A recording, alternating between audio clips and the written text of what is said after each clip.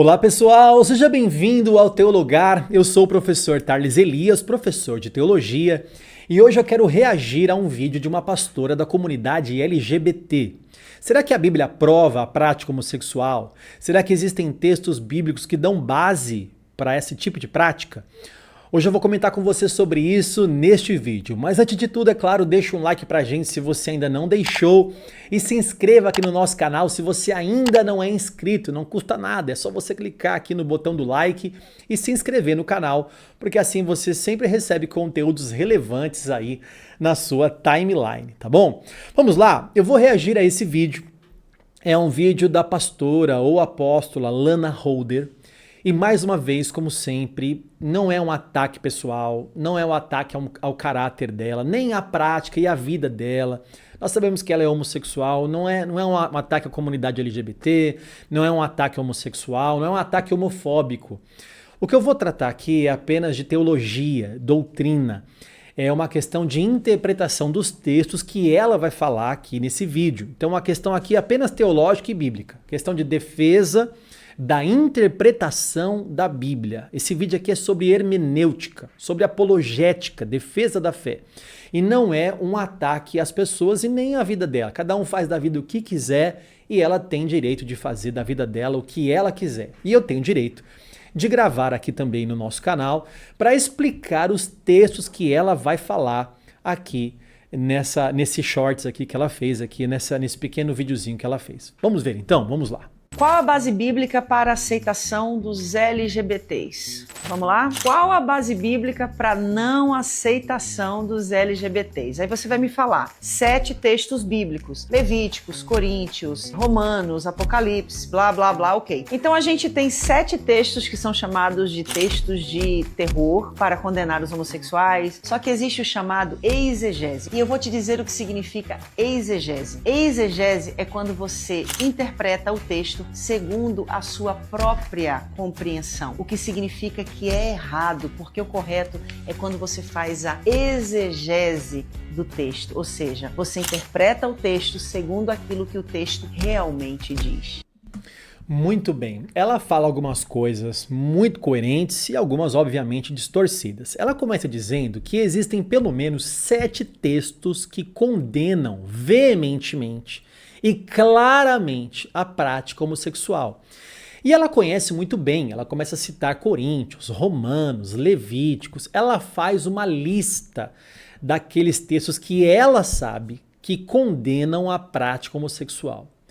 Mas para tentar descartar esses textos, ela usa 2 recursos aqui, né, de comunicação. A primeira coisa que ela faz é assim que ela começa a citar e termina de citar esses textos, ela diz assim, tem Coríntios, tem Romanos, tem Levíticos, blá, blá, blá, ok.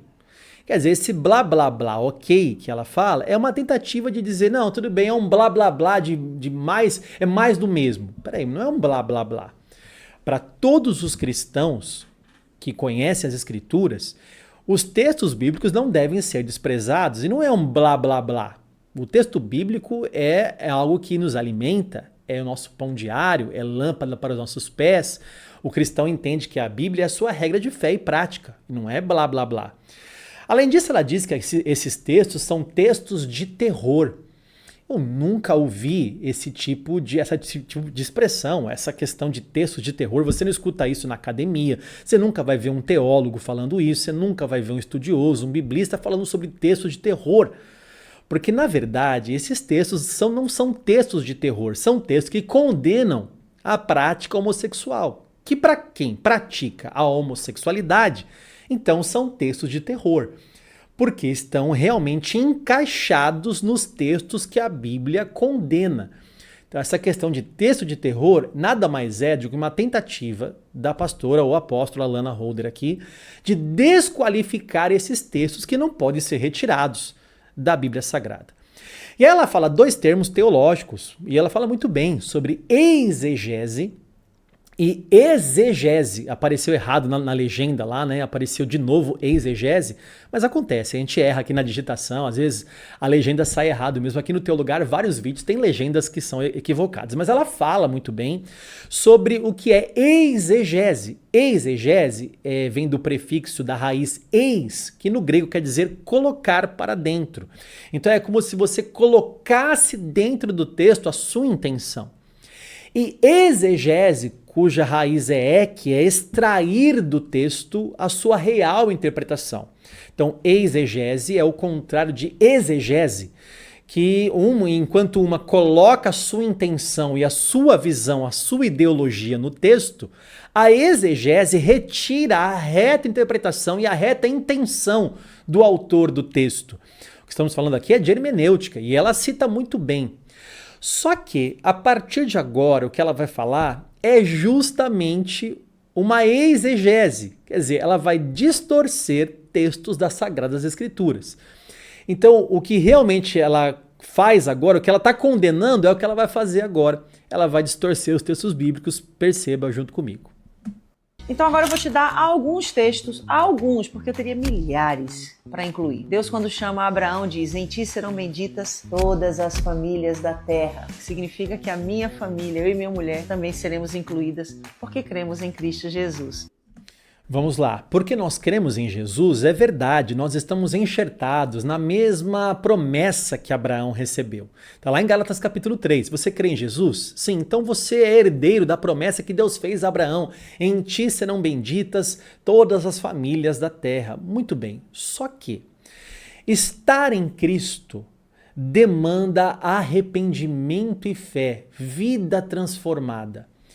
A questão é que, sim, aqueles que estão em Cristo são herdeiros da promessa de Abraão, mas para estar em Cristo, eu preciso estar em arrependimento e abandono das práticas pecaminosas. Então a questão é que quem está em Cristo está em Abraão, mas quem que está em Cristo? Aquele que abandona os seus pecados, que se arrepende dos seus pecados e tem uma vida transformada pelo próprio Deus. Então, a questão aqui é que a inclusão na promessa de Abraão não é também a aprovação da prática homossexual. Esse texto não fala de aprovação de prática homossexual, pelo amor de Deus. A inclusão na promessa de Abraão não é a aprovação do pecado. Ainda que em Cristo estamos inclusos ou incluídos na promessa de Abraão, ainda que em Cristo estamos incluídos na promessa de Abraão, isso não nos dá aval para continuar pecando. Não é um aval, uma aprovação para práticas pecaminosas. Além disso, quando nós falamos de as famílias serão benditas, a família que ele está falando ali é a família de Gênesis. Porque a família foi definida muito antes de Gênesis 12, quando Deus faz essa promessa a Abraão. Então, quando Deus faz essa promessa a Abraão, dizendo que as famílias serão benditas nele, a família que ele está falando, que Deus está falando, é o homem, a mulher e a sua descendência. Então, é essa família que Deus definiu lá em Gênesis 1 e Gênesis 2, entre homem, mulher e os seus filhos. É esta família que está sendo referida ali no texto. Continuando aqui. Outro texto, João 3,16, porque Deus amou o mundo. Eu estou no mundo, eu não estou em Marte. Então, é sério que a gente vai usar João 3,16 para dizer que isso é uma aprovação da prática homossexual? É sério que é essa a exegese da igreja LGBT? É essa a exegese da igreja LGBT dizendo que João 3,16... que porque estamos no mundo, não estamos em Marte, ela fala. É essa a interpretação, esse texto, João 3,16, inclui a aprovação da prática homossexual? É isso mesmo que a gente está ouvindo aqui? O amor de Deus pelo pecador, está lá em Romanos 5, versículo 8, está aqui em João 3, versículo 16. O amor de Deus pelo pecador não é a aprovação do pecado. O amor de Deus ao pecador é um convite ao arrependimento. Ele nos amou, nós só o amamos porque ele nos amou primeiro. Ele nos amou mesmo sendo nós ainda pecadores, Romanos 5, versículo 8. Isso é um convite para nos arrependermos e largarmos a velha vida. Olha, junto com a fé cristã vem um negue-se a si mesmo. É essa a questão. Pecado não é o que eu acho que é pecado. Pecado é o que a Bíblia fala que é pecado. E junto com o arrependimento e a fé, essa maneira de professar a fé cristã, vem uma frase muito grande para todos nós. Negue-se a si mesmo. Você quer seguir a Jesus? Quero. Então, para seguir a Jesus, tem que negar-se a si mesmo. Então, a graça que ela está se referindo aqui de João 3,16, a graça não é um convite para pecar. Muito pelo contrário, a graça é um convite para abandonar o pecado. Não é uma permissão. Agora não estamos mais na lei, estamos na graça. Vamos pecar? Bom, Paulo já falou isso. Veja comigo Romanos 6, versículo 19. E então, havemos de pecar porque não estamos debaixo da lei, e sim da graça? Aí Paulo responde, de modo nenhum. Ou seja, a graça, porque estamos em Cristo, porque Ele nos amou, não é aval para pecar. A graça não é permissão para continuar pecando. Muito pelo contrário. No mesmo texto que eu li para você de Romanos 6,19, veja comigo o contexto desse texto.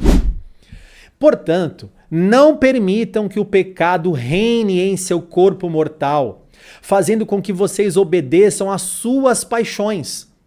Também não ofereçam os membros do corpo ao pecado como instrumentos da injustiça, mas como pessoas que passaram da morte para a vida.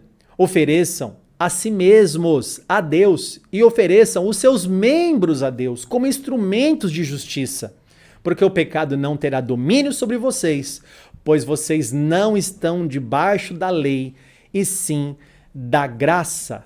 Nós estamos debaixo da graça e essa graça que nos envolve não nos chama a continuar pecando. Então, porque estamos cheios da graça, vamos continuar pecando? Não, muito pelo contrário.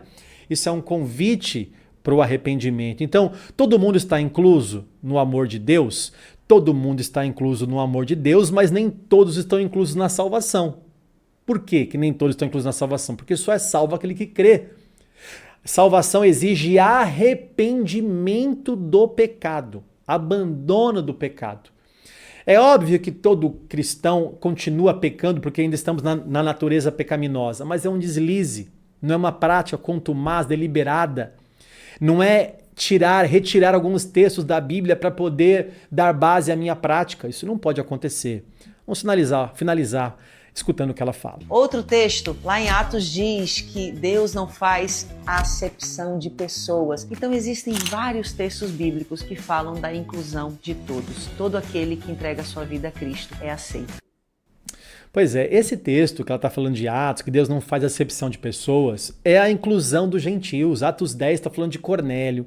Quando Pedro olha e fala assim, agora percebo que Deus não faz acepção de pessoas. Ou seja, ele inclui o gentio, ele inclui o judeu, ele inclui o grego, ele inclui o brasileiro, ele inclui todo mundo.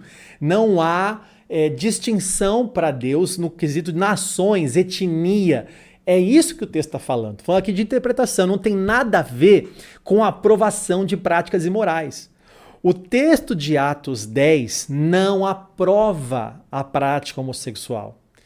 Não tem jeito, gente. Se você for usar a Bíblia, ela vai condenar a prática homossexual. Não tem como. Se a Bíblia for a sua regra de fé e prática, não tem como distorcer, porque os textos são muito claros. O texto que ela mesma cita de Romanos, de Coríntios, de Levíticos, são muito, muito claros. É prática homossexual. O texto não fala de abuso, o texto não fala de prostituição cultural, porque isso aqui é para ídolos. Não, o texto não fala de que é a falta de amor ou textos de terror. Não. Todos os textos que condenam a prática homossexual são claros, não autorizando essa prática de sexo, de pessoas do mesmo sexo, né?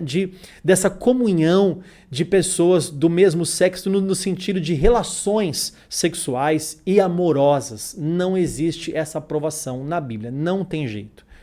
Então eu vou colocar na tela aí para ficar bem claro para você. Primeiro, amor não é autorização. Segundo, inclusão não é aprovação. Terceiro, graça não é permissão. Então, o que Deus está nos dando, o amor, a inclusão, a graça, não é sinônimo de pecado. Pastora querida, você talvez me assista aqui. Eu quero que você fique sabendo que o Senhor ama você e você sabe que o Senhor te ama.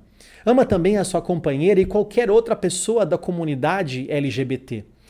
A questão aqui não é o amor de Deus que foi derramado a todas as pessoas. A questão aqui é que Deus nunca usou o amor dele para justificar o pecado, para dar aval ao pecado.